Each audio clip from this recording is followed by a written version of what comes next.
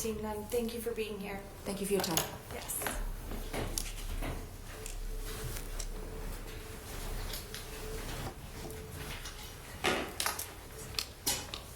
Welcome. Thank you. Eric Anderson, E-R-I-C-A-N-D-E-R-S-O-N. Thank you for the opportunity to share the story of how we lost my dad. Merlin Anderson was more than just the average bike rider. Dad was a well-trained, overly safe, super cautious sharer of the road. His love of riding had him constantly training for one race that he loved more than any other, known as the Triple Bypass in Colorado, a treacherous 118-mile ride covering Juniper, Loveland, and Vail Pass, and over 10,800 feet of elevation gains.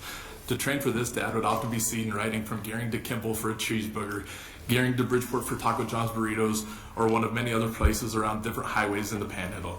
Everyone knew Dad as he was not the most aerodynamic old guy with a bad back, and was more straight up rider, but waved when he went by. Between bike rides all summer, training at the YMCA all winter, riding and training a trainer at home, I venture to say he put more miles on a year than some of us even drive. That brings us to the event of why I'm here to speak for all of you, and forgive me if I get emotional, as losing someone quickly, it causes a lot of regret of oneself. June 7, 2023 started like any other day. Headed to work a bit before 7, windows down, prepared for the day.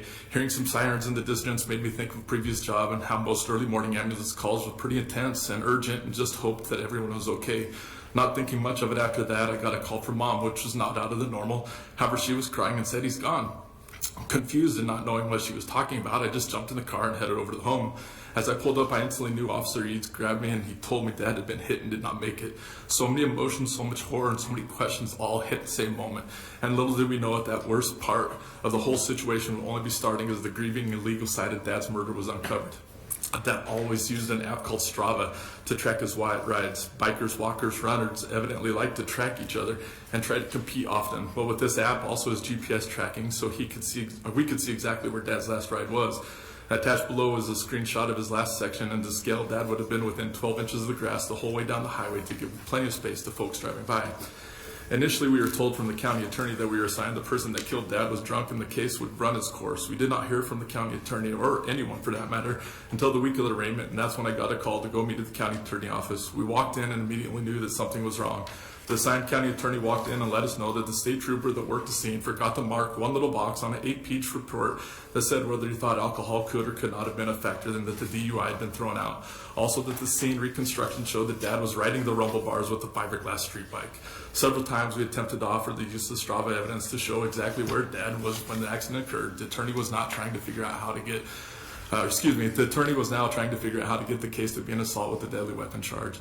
6 more months go by and we called back to the county attorney office with more bad news. The new charge he was trying to get was not going to work. All he could get was a 3-foot right-of-way charge with no trial by jury and a sentence up to a year in jail if time served well, out in 6 months. The biggest question that my family has since this tragedy has happened is if the Nebraska Department of Transportation finds it important enough to know all contributing factors to causing death on a Nebraska highway, why is it optional for a trooper, a deputy, or any other officer to decide whether or not to make that decision optional? Why not take the human chance of error out of the equation and remove all doubt? The person that took Dad's life was more than double legal limits 3 hours after the initial accident, and that was taking the BAC test taken at the hospital.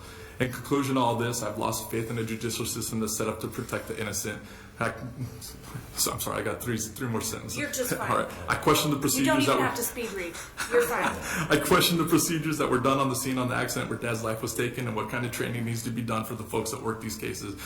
Technology has come a long way, and just to ignore all this, I feel in shame.